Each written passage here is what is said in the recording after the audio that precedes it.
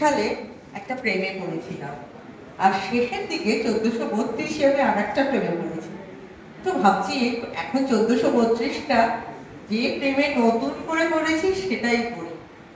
সেটা হলো কলকাতার ইতিহাস প্রেমে পড়েছিলাম 1431-এ, কলকাতার প্রকৃতির প্রেমে পড়েছি আমি 1432-এ।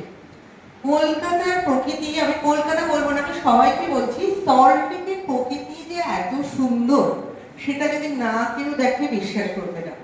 এই আজকে এত তীব্র তাপপ্রবাহের পরে যে বৃষ্টি শুরু হলো, কোনো নোটিশ ছাড়াই কাজল মেঘেরা চলে এসেছিল আমাদের সাথে বৃষ্টি করতে।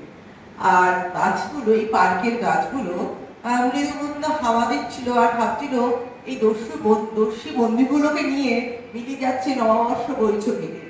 তো মাধবীলতার গন্ধ ভীষণ সুন্দর লাগছিল।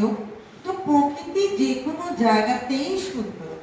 আমরা কলকাতা ছেড়ে অনেক জায়গায় যাই, আমাকে অনেকে বলে এত রোদের মধ্যে কি করে বেরোস।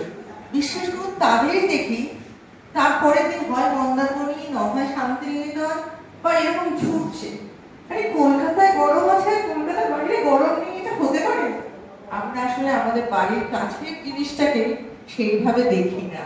তো এই সেন্টার পার্কেও যদি যান, এক এক ঋতুতে এক এক সাজে এক একটা সৌন্দর্য প্রকৃতি নিয়ে যেন বসে আছে। তো আমি বলবো কলকাতা টুইতে আমি এই বছর কলকাতার, আমার না এই সময়টা গুজর সাহেবের শায়রি মনে পড়ছিল, মুঝে ইশক হো গায়া ক্যা করুं, ছোট তো না রাখি। আমি রেখেই দেবো কলকাতা এই বছর আমি রেখে দেবো, আর কলকাতা টুই চ্যানেলের সাথে যোগ করবো। আচ্ছা, আমাদের এই সন্ধ্যাটা আজকে